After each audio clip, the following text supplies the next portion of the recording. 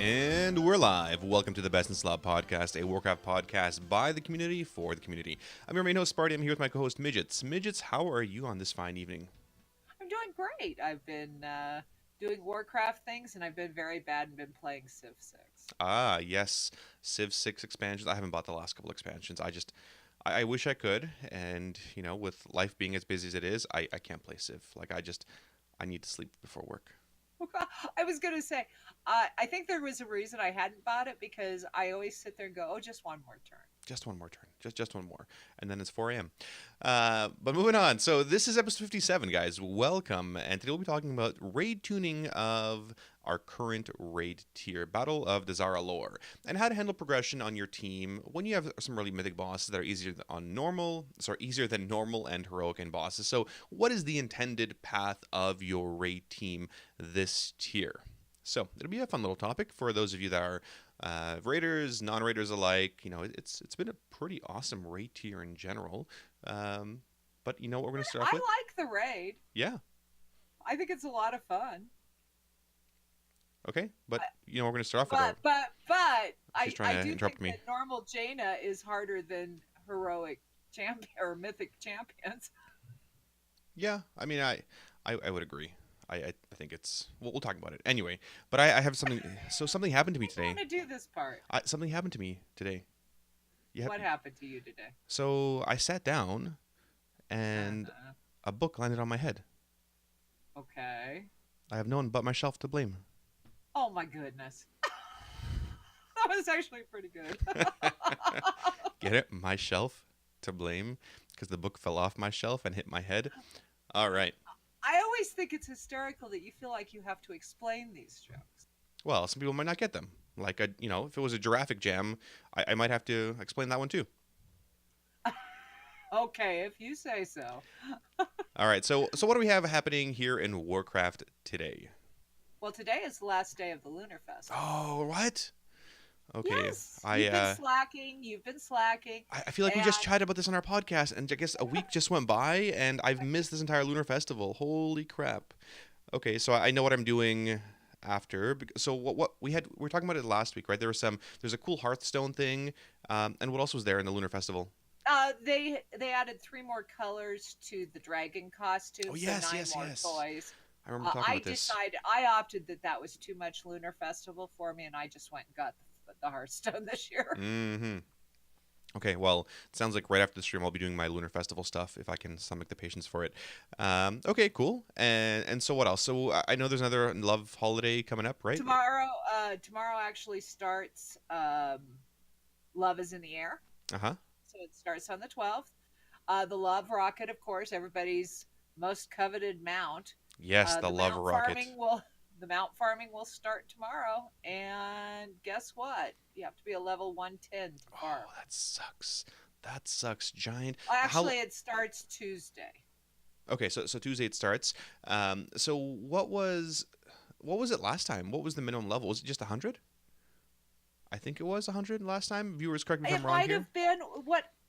I don't remember that they had a level requirement. I thought you could farm it, but maybe you did have to have. Maybe they did. It was 90 apparently. 90, 98, somewhere around there. Okay, so it was, just under. I guess it does make sense. They've raised it for the expansion. I mean, it's 20 levels. The problem is people could go create all of these little demon hunters. Yes. Yes. And I have to level your stupid demon hunters. Oh man. Activision Blizzard wants our boost money. Oh man, for the Love Rocket. Well, I will be. I'm sure I'll be cheering on Towley as he gets all his million alts through the Love Rocket again. I don't know. Again, well, him and Aelid will be running them. Now I haven't seen what else is new, but I do believe we can count on a Love is in the Air Hearthstone. I really like those toys. They're really cool. Oh, yeah, that's right. Yeah, so every major festival or every major holiday, they've had the new Hearthstone updates, right? So we had a Lunar Festival one, which I need to get right after stream. We'll likely get some kind of rosy, flowery, romantic Hearthstone as well. Oh, yeah, so that'll be awesome. And they're a lot of fun, and it gets you back in. It's a reason to go back and do the holidays. Mm-hmm. I completed, back in the day, and we were talking about some of the challenges of doing, like the Lunar Festival and the Elders at level. So when you actually had to go in and complete the dungeon to get to the dungeon elder. It was a lot more work. So Back in my I day. went through, right back in my day, I went through and did all of those quests to get the achievement. Hmm. What's the achievement around the world, or what, where you have to get all of the holidays? It's Yeah, an yeah. achievement you What get a it long and now. strange trip it's been, I think. Yes, Yeah, the that's the purple one. proto Drake one. Yeah, I recall that one. Right. So did that back in the day, and Hmm. it's a lot easier to do now. Okay. Okay, well, definitely a lot easier now. So that's on you guys. Don't be like Sparty. Get your Lunar Festival done. When Love is in the Air comes out, make sure you get on it, pretty quickly and get that stuff done. Absolutely. So there was something else that you had heard about that you wanted to talk about. Yeah, so I guess most of you guys, I'm sure, have heard about this. So there's rumors of Blizz layoffs. Blizzard is apparently not doing well, and the writing is on the Ironforge wall at Wendy's. And there are rumors of hundreds of layoffs coming this Tuesday. It's not something that's too Warcraft related, but I did feel it should be mentioned. Um, I guess there's multiple facets to this kind of rumor, right? It's a rumor. At the same time, from a business perspective, like there's 10,000 people working for Blizzard, right? It's 100 people. It's not a huge amount. And it looks really crappy when CFO just got hired, got lots of money, and they're downsizing or restructuring to be more efficient and lean. But I guess Which is very common in the business. yeah. I think the problem that I have with it um, is number one, these are real people with real lives, and Yes. I take no joy in it. Yeah. But two, I feel so many people that are covering it are doing it to promote their own perception of Blizzard is failing, BFA is awful, Oh my God. and they take it to such extremes that they forget about the people behind the screen or the development team. Mm-hmm. And I don't care if you're what's his face on Twitch or whatever. If you're promoting your own agenda and changing the dialogue to promote that agenda, I lose interest in it. So I'm going to see what comes of it. And but for me, all of these people that are covering it, and when you mentioned you wanted to talk about it, I was sort of like, I really don't want to talk about it because number one, these are people losing their jobs, and Mm-hmm. that sucks. And number two, for the people that are out there going, "Oh, great! Shows that this is a sucky expat." Sit and spin. That's right. Sit and spin. Yeah, and I saw a couple tweets from Chrissy. I forget. She was one of the former CMs. And she said, there's a lot of people, shitting on the devs. Like, yeah, they deserve to get canned after BFA. That's just like, stop being a dick, right? Like, just go back to your basement, you bunch of. Anyway, I mean, Right? there's people behind the screen though, right? Like, I thought sit and spin was pretty accurate. yeah, yeah, oh, absolutely. But I mean, again, like there's people behind the screen, and we're preaching to the choir here, I'm sure. But I mean, it must be a really shitty feeling. Like I can't imagine what a crappy feeling. Like you don't know. There's these rumors of downsizing your company, and you don't know if you're next. And you have a mortgage, and you have kids, and like that would be a really crappy feeling. So, I don't want to dwell on it. I hope a lot of my friends at Blizz, continue to work there and keep their jobs. And, yes, part of gaming is not a secure business, but at the same time, it's people's bread, and we want them to do well. And, here's hoping for good things. Absolutely. So let's move on. I heard also that you were getting some new artwork done. Oh yes. So this is really awesome. So for those of you that remember the old school Sparty, there's the old picture of Sparty. I can't post it right now, but it's Sparty, topless in Black Temple with the Ashbringer. There's a couple oranges. It says "Live your life heroically." You guys know the old like Sparty postcards that I would give out like back in 2003. Essentially, when I started streaming, I would send everybody a postcard. Like, listen, if you donated $2 because I wasn't a partner back then, if you donated $2 or $5 or $10, whatever it was, I would personally mail you a note and a postcard, and like it was the old George Costanza sort of picture where he's on the Shea Lounge. So that was 2003 with the old character, not 2003, sorry, 2013 with the old character models. I had a really awesome artist commission a new graphic. It is really cool. A few people have seen it, but I'm not going to share it yet. So it's coming soon, and then I have another one that's really cool as well. And then for those of you that are Zeros to Heroes listeners, I've commissioned this artist to do a couple of giveaways. So when we have Azeroth Awards coming, for those of you that really want to immortalize your characters in some really amazing artwork, you'll see very soon. So I've offered to pay for a number of commissions, and it's So, absolutely worth it. so the one thing I do want to request, because I still have the original postcard with some very treasured words on it, Uh is huh. when you get a new one, I would like one. Of course. Because now you just put labels on stuff. I don't get my cute little Sparty notes. Just Wow. saying. Yeah. Yeah.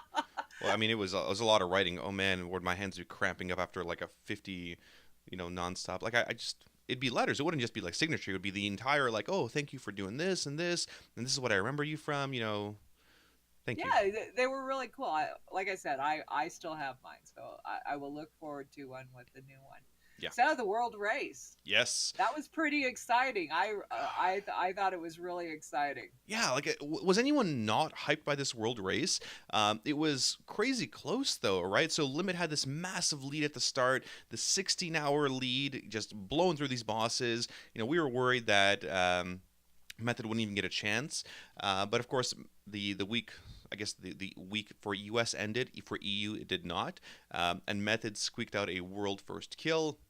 There was, what, 162,000 viewers overall from the whole Method streams. Is that right? Was that number roughly Yeah, accurate? that's according to SCO. That's where they topped out, was That 162,000. is, yeah. Now keep in mind, I'm not sure they squeaked it out, because not only did they get that first world kill, they came back and killed it a second time before anybody else did. So I'm not Well, they're quite just sure it that was good. squeaked out. Yeah, no, I mean, and of course there were jokes of, yeah, Sco or Method got the world first kill, and then got the world second kill, and then Limit came in with the, third kill. Realistically, Limit got the second, I guess kill, like unique kill by guilds, right? Yes, it was the third total kill, but really it was the second kill. They had a number of really good postmortems by Limit as well as Method in terms of what they did, and Method's 100 million gold in the hole now from the auction house, and borrowing items and that kind of stuff in people's time. And Well, Limit, and I think that's been quantified. It's down to 50 million gold. oh, it's 50 million, so it's a little bit more Yeah, realistic. Oh, perfect. right. Yeah, and so since then, there's been 7 more guilds have killed it. There's been one U.S. guild, which was Limit. The most recent guild was Trekkie's guild. You guys know Trekkie as the EU protection paladin. Noltrav. Oh, I forgot the name now. What was it here?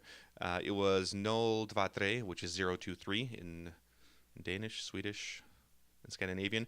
And of course, there's zero alliance kills. Zero alliance kills. It's mostly just U.S. guilds falling apart now, just due to same Well, old that's only drama. because Limit transferred back after they came and took our gear and screwed up our bonus. God, Thanks. I would have loved Alliance number one. This game sucks. Like to see them up there as the number one alliance guild in the world. So, I guess not. But there we I go. guess not. We just didn't work. Well, and Freezing made a good point. When 8 of 9 bosses fall within the first 50 or 60 attempts, and then the final boss is 300, and actually those wipe counts are a lot less than 50 or Mm-hmm. 60. They're scaling and balancing issues, which is something that we're going to be talking Yeah, about so we'll today. talk about it for sure. So there was a Wahoo post on personal loot. Again, personal loot. I sort of roll my eyes at this one. Did you take a look at this news post? I actually did, because it was an interesting read. Now, keep in mind, when you're talking about the top tier guilds, they do so much more than we would even consider. It used to be split runs. I'm not sure, however, based on what I was reading, that personal loot has stopped them at any level. Mm. Because what they were doing was doing 5 or 6 runs so that everybody had the gear and they could trade the very important gear on all their alts. So it sounds like it just made it more work. I know they definitely don't like it.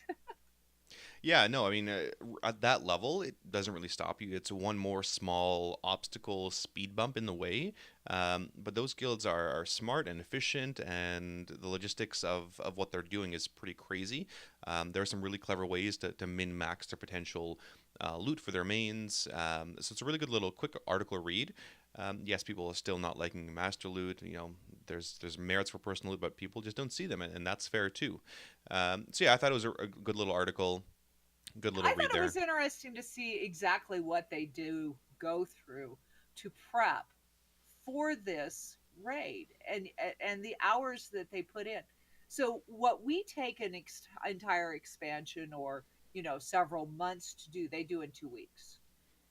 Yeah, no, absolutely. Like they just put crazy amounts of time in all of that, prep work and in the rating itself. And yeah, it's like a crash course of rating essentially, right? Like they do so much work. And Freezing Hero makes a good point here, where method in these guilds, they would level up all these professions. They would level up engineering and alchemy and whatever else, just to have those 400 level pieces so they could trade them through personal loot. So again, it was a speed bump, but nothing these guys can't overcome it. And yeah, it's a little bit more work and a little bit more gold, but nothing is going to stop these guilds, right? Like you can put whatever limits you want, and certainly personal loot was not there to target split rating, but nothing's going to stop these guilds. They're going to keep doing what they're doing, and that's why one of the reasons why they're the best.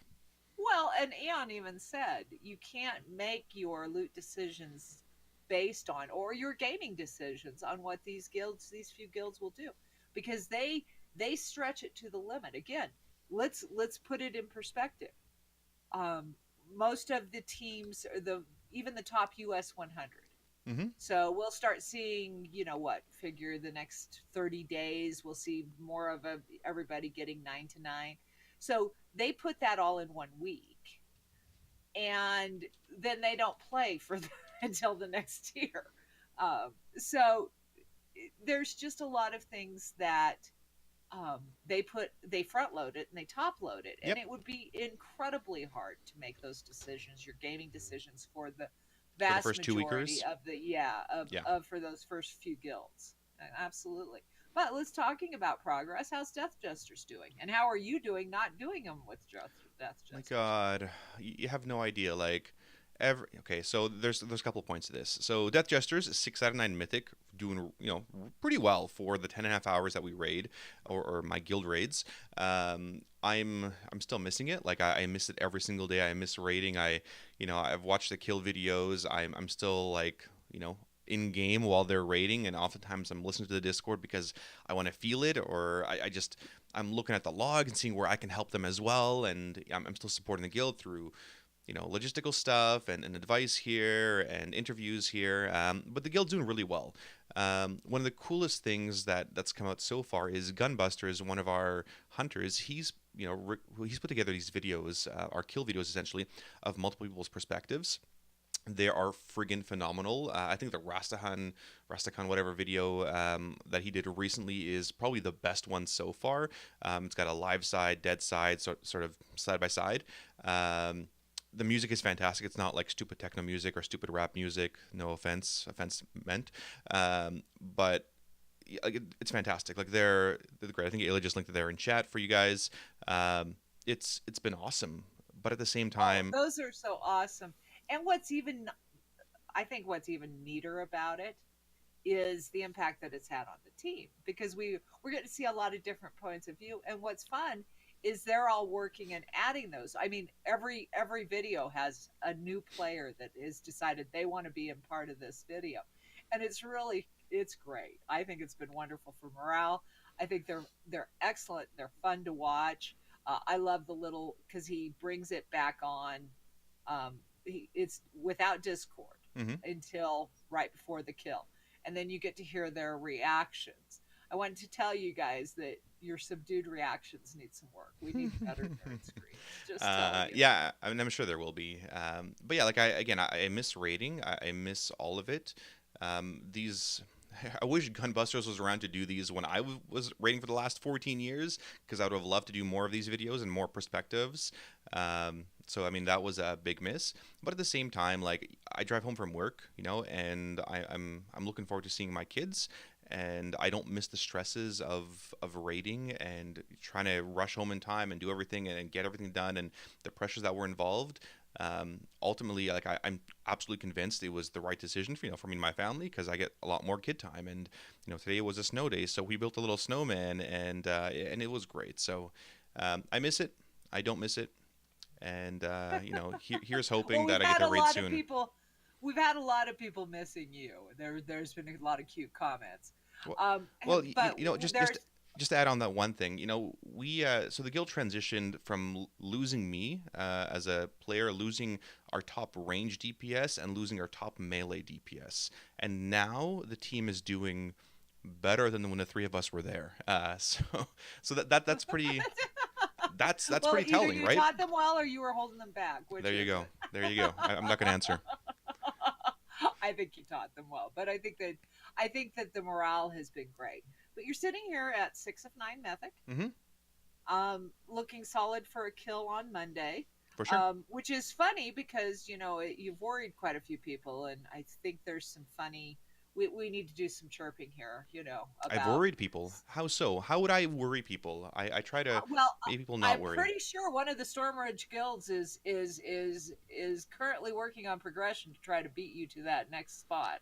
Listen, these guilds that like to raid 4 or 5 extra days and extend all the power to them. I mean, Death Jester's raids on 10.5 hours, and that's a solid 10.5 hours with no bullshit extending or raiding stupid extra hours. Nor do we put all these things to a vote and everyone needs to decide and make these excuses. The progression's been solid. It's been really solid work.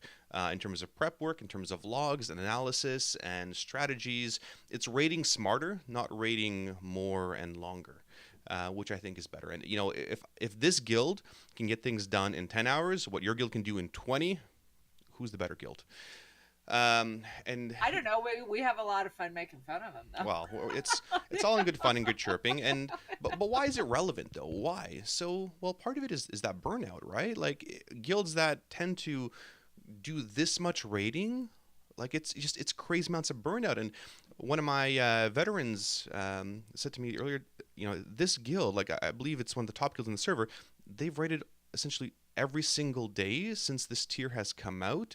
They're working on their Jaina kill, but like I can't imagine raiding for 4 or 5 hours every single night. Like, okay, maybe when I was 18 and 19 and like a young kid, but even 5 years ago, I can't imagine doing that. Like it's enough to doing 3 and 4, and yeah, we do our sail runs and that kind of stuff. But I can't imagine putting in those crazy amounts of hours just raiding and hitting your head against the wall for that long.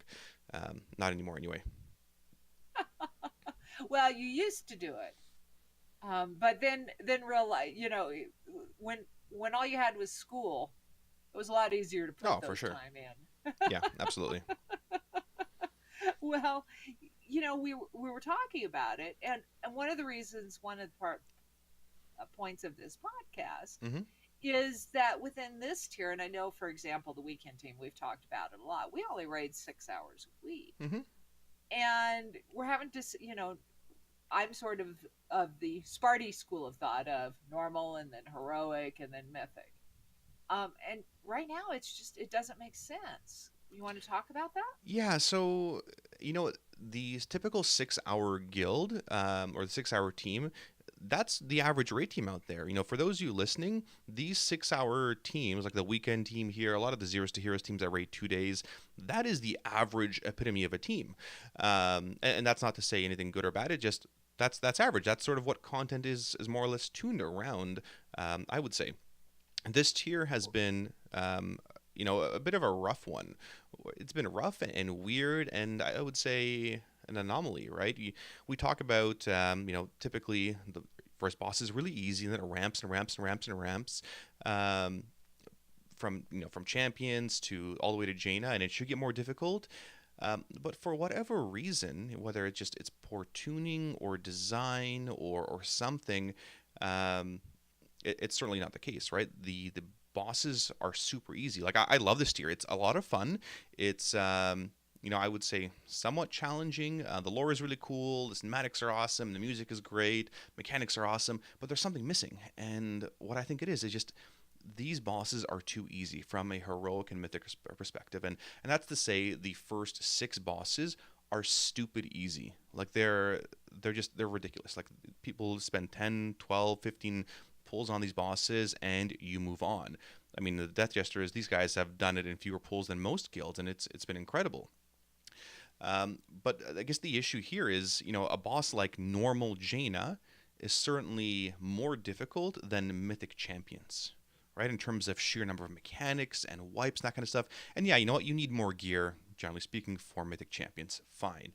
But in terms of simplicity, to have a normal encounter like that overshadow a mythic one, I don't know. And so this is where the problem lies, because a lot of these teams, like Midgettes' team, they don't know where to go. Like, have you killed normal Jaina? Have you gone through heroic bosses? How much like time do you spend on mythic? Right? Where's the benefit? And that's where it's really difficult, right? Where a lot of you guys as teams are struggling. Okay, so do I do heroic Mechatork now, or do we finish normal Jaina, or do we jump into mythic champions? You have three different paths, and very rarely do we ever do three different paths. What did you guys decide here, Midget? So what was your progress currently? Currently, we have cleared all of normal, and we're 4 of 9 heroic and 1 of 9 mythic. Yeah, so that's that never really happens though. Typically, the progression goes normal to Actually, heroic. we're 5 of 9, I think. Oh, there it goes. So you guys killed Conclave. Yeah. So typically you go through normal and heroic through mythic for a number of different reasons. Partly for loot, partly because a lot of these guilds and these teams, they don't do the PTR testing, the practice runs that a lot of guilds do that can just jump into heroic. Nor we know they necessarily have the gear that a fully cutting edge guild clears on mythic to just jump right into heroics. So again, normal first is that foundation, and the heroics that adds that one mark mechanic, higher numbers, and then mythic, of course, adds that next boss ability as well. And so there's different decisions to make. So you guys were sort of stuck on this one, right? I mean, you guys were deciding, Well, okay, do we do yeah, normal Jaina or what? We were stuck on 2 levels Mm-hmm. because one, I think that, and we even see just by going through and doing the normal runs, it gets people in a much easier environment the ability to see the bosses firsthand. Mm-hmm. And that made our heroic clears better. Keep in mind, we're working with 6 hours. So we don't have a lot of hours. And so there's 2 things. Do we spend the time? So I sort of held them back last tier and said, no, no, no. We've got to be at least here before we go and do Mythic. Yep. But with only 6 hours and with champions being so easy, and the other thing is all of the teams, I mean, if you go look at WoW Progress, there's a lot of teams out there on server, on other servers in our guild that are 1 of 9 mythic and have not finished heroic. Yep, absolutely. And so, but we're farther in some cases because we've actually cleared normal, which not all of the teams, at least in our guild, have. Mm-hmm. And a lot of them have chose not to. And we went ahead and cleared normal, and we'll clear mythic. But we've got another decision because Jadefire isn't that much harder. And I was going to sort of ask you what your thoughts were on that. Because one, the big part is the team morale. We want to progress. We want to be making progress. And when you're sort of stuck spending 3 or 4 weeks or 2 or 3 weeks, I think Wobble just got heroic Jaina this week. Oh, good. If you're spending so much time getting that heroic clear when other guilds are and other teams and other players are jumping into mythic and they're 2 or 3 mythic because the boss differences of difficulty are so much higher, it affects the team morale, and they're like, why would I stay with this team when I don't have to mess with heroic and I can go do mythic? Yeah, and so Prettier loot. So there's lots of different things to look at. And so your team is the average 6-hour team, or this average, raiding team out there. One of the first things to look at is, well, how many hours do you raid? And if you guys are raiding only 6 hours, or you don't extend like other degenerates, then what do you need to do, right? So you look at, well, how many upgrades are there left in, let's say normal, right? Is it really worth the time to clear through all of normal in order to get to Jaina, to get the practice done, right? Like if it's going to take you 3 hours to clear through all of normal, probably not worth it, right? What is the Well, and especially because you can get the gear out of the emissaries. Yeah, exactly. I got a 400 piece out of the weekly this week. Mm-hmm. We had, of course, our Alliance buff to go stand at a flight point and kill Horde. Mm-hmm. Free gear. So you have all of this gear that gives it up. So what we did, and this is what we did to finally make the decision on normal, and we dropped normal once we cleared it. We won't be going back to normal. But we had everybody tell us what they needed out of the bosses, and we had enough people that still needed things from the later bosses on normal that we wanted to go ahead and go through. And now we're going to just go do mythic, or not just mythic, go do heroic. Yeah, perfect. Potentially on mythic. Yeah, and so that's where it really makes sense, where you have players that still need the gear, where, if you can clear through it pretty quickly, like pretty damn quick, hour and a half, then yeah, absolutely do it. You're going to get some learning done. And again, the issue is that this is a really unique tier. This is more of an anomaly tier where the mythic bosses are so stupid easy. And no, I don't mean to downplay anybody's achievements there, but they're so stupid easy that it makes sense to go from a mid heroic to a mythic, because those mythic upgrades, those two-handers from mythic champions, they're going to give you such an edge on some of the later heroic bosses. And so you're going to see yourself doing a bit of a leapfrog between heroic and mythic, to the point where, okay, you're going to be, blasting through heroic. Hopefully, you're going to do your current 4 or 5 bosses in 1 hour, right? So you'll have 5 hours left to do, champions, and then work on some more heroic progression bosses. That's the plan. Where should a guild, look at Jadefire?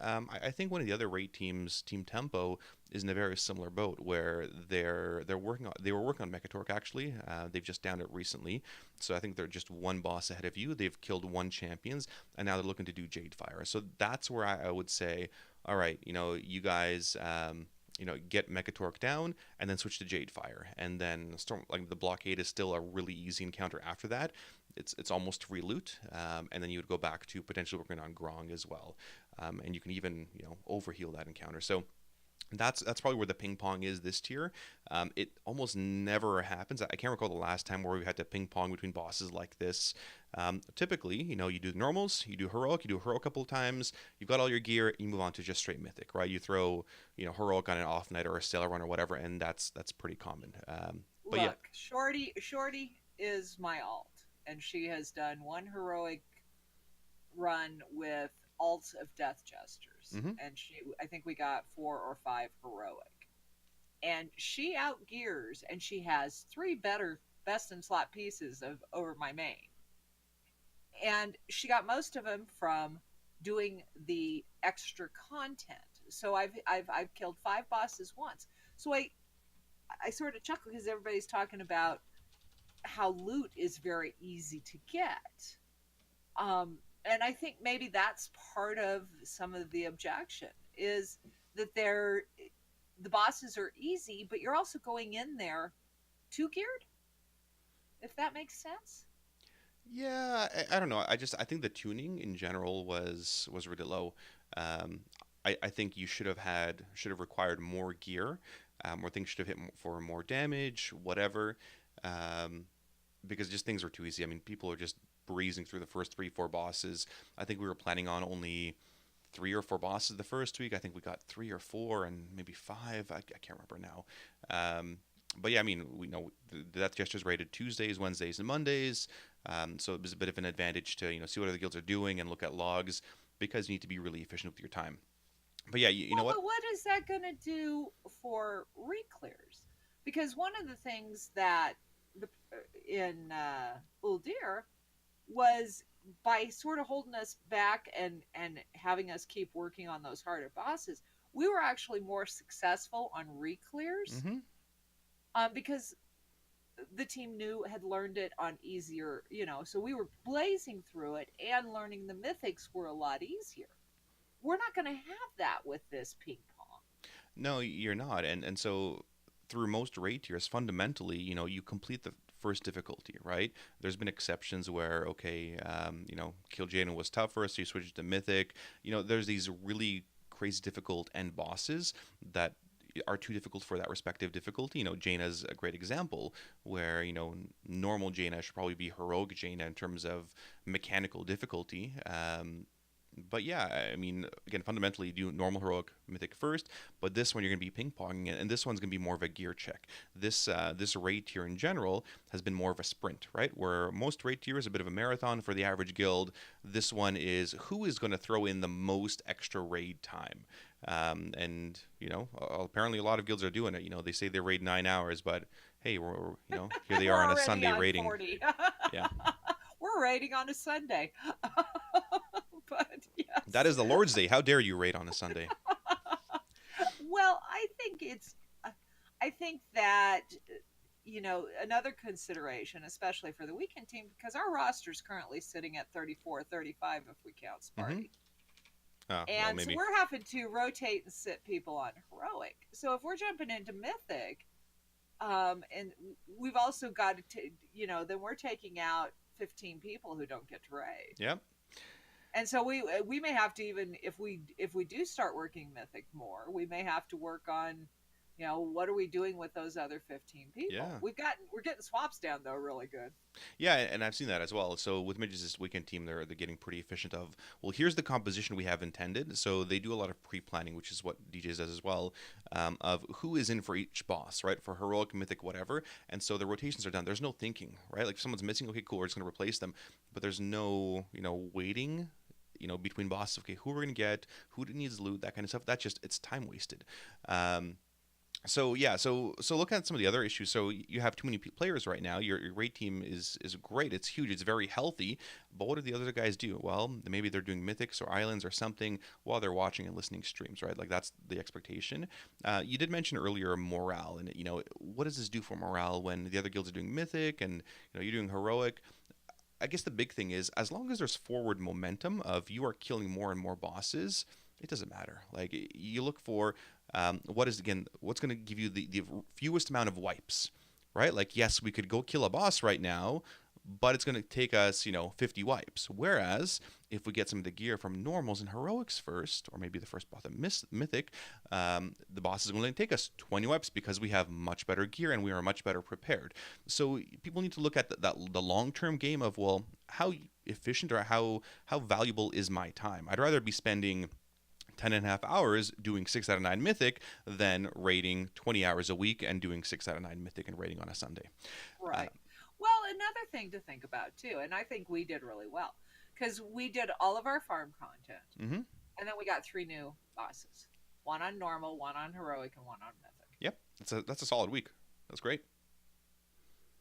So It is great, but it's driving me nuts because it's like, okay, well, wait, midgets, you just can't handle this tier. That's fine. Like it's just a weird tier. That's all. Hopefully next tier they've got, well, next half a tier it'll be 2 bosses, right? It'll be normal, heroic, mythic, which was what you'll do again anyway.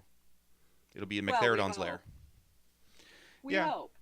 I think it's going to be a short tier though too, and I think that we have to talk about the tuning because I think that it has other implications. I mean, it almost caused a huge issue on the world race. Mm-hmm.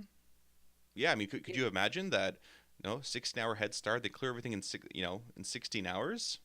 Like that would have been crazy. Like, well, That I would have guess been crazy. Well, and the uproar would have been horrendous. yeah. And then you look at, okay, well, how quickly did they raid, right? Like did if again we talked about this last week of, if limit clears in 16 hours, but then method starts 16 hours later but clears in 15 hours, who's the better team? I don't know. I mean, Right. Well, and unfortunately, or however you want to look at it, you can look at it fortunately or unfortunately. When you go and look at the rankings, um, and keep in mind, most of the top guilds don't share their logs. Um, I'm proud of Death Jesters because you guys have nothing to hide because you're not doing the overtime. But just because they're 9 of 9 and they spent 50 hours or 60 hours or 80 hours or they took a week off from work or whatever doesn't make them a better team. And so we've talked about numbers being deceptive. This is an absolute case, especially with WoW Progress and whatnot. Because I go and look at the Storm Rage WoW Progress. I'm the one that bumps it for Death mm-hmm. Jesters, and I just chuckle because I think, well, they raided 3 extra days this week. But they're a 3-day So raid I'm week. not How dare? What do you impressed. mean? So here's the thing. I mean, I loved it when you guys slid in there with your 10.5 hours and beat some of these people with the overtime because they were like, wow, because you guys have not added even a minute. Oh, no, I take that back. Sev started a minute early. son of a bitch, overtime. 3 minutes overtime, whatever. We'll just have to take away 3 minutes next time to make it fair. Yeah, no, absolutely. Like, it's again being efficient with your time, and 2 guilds that want to raid out there. Like, if you want to raid 6 hours, 6 days a week, who cares, right? If you're advertising yourself as a 3-day a week raid week, and you're raiding 6 days, maybe that's a different story. If you're forgetting to publicly log your encounters, maybe that's a separate story. But yeah, I mean, it's Yeah, a really who weird are you tier. fooling? I don't know. there's I'm sure there's somebody they're gonna fool out there. Wendy's. But yeah, so ultimately, like, this is a really quick tier. It's an anomaly. You guys as raiders are going to be jumping between, normal, heroic, and mythic, and for a Midgettes team, likely they're going to do Jadefire next because they've just killed Conclave, or they're going to work on they're likely going to do Rastakhan first because it's not that difficult, and then either decide on Jadefire or Mechatork. And I'm yeah, still trying to get Tank to ribbit like a frog because I think that's the best thing that's come out of this expansion is that one of our raid leads to get his raiders' attention would go frog, frog, ribbit, ribbit. And so I wish I could get a clip of it. I was actually I was a guest at one of the Team Tempo, I think, their raid. Tempo. Yeah, this week, and it was hilarious because we were doing Conclave, and I just came into loot, and they're like, "Oh, Sparty's here. He come here to check up on the new raid leads and see everybody's doing." It was an awesome time. Like, they were having a lot of fun, and they impressed me with how efficient they were and how smooth some of the boss kills were. And yeah, they were calling ribbit, ribbit, ribbit when the frog was coming on heroic Conclave, and I couldn't stop laughing. It was hilarious. Right. I mean, I tried to get Tank to do it. it's great. It's fantastic. But those are the kinds of fun things you need to have while you're raiding, right? It goes back to, what we say in our streams and in our raids is just be excellent to each other, and it matters more, that you're having fun with your players than anything else, than pixels or rankings or any other crap. So, with things like Gunbusters videos here that I do encourage you guys to take a look at. They're awesome. I mean, you guys have seen the kill videos of Fat Boss or Method or Limit or all these other awesome guilds. But these videos I do encourage watching. Mostly, well, I mean, they do miss me, so maybe I will insert myself into one of those videos somewhere. For that Jaina, that coveted Jaina amount. Yeah, absolutely. But yeah, I mean, ultimately, do what's most efficient for your team, right? That's what it comes down to. Again, tier is a huge anomaly. It's a really quick one, which is partly good because it means for those that are cutting edge out there, you'll be clearing a lot of Jaina mounts. And, guilds are going to blast through the first 7 bosses on Mythic. You'll be stuck on, Mythic Jaina for about, 300 pulls. And then you'll hopefully start the farm. And then it'll be, one-day raiding. Back to one-day raiding and doing other things. Well, I think we've sort of covered the topic. Is there anything else we want to talk about? I don't know. I mean, I do. One of my raiders do say that Sparty is still in the raid every day, as Gunbuster's pet is named Sparty. So thank you. Sparty is now DPSing in the raid and immortalized in a pet. Does the pet have stuns? Because you missed your stuns. Oh, well, I don't And miss I my would Hodges. I would absolutely love a clip of Severus doing ribbit, ribbit, ribbit. Yeah, next Conclave, we'll task Severus to do that. But I think that's all on our end. Again, raiding is a fun game. It's fun, and if you can dedicate the time to it, awesome. Have fun, do it well, and decide what's most important for your team. So with that, I think we'll wind down. Thank you guys for watching. Have a good night. Be excellent to each other, and as always, live your life heroically. Have a fantastic evening.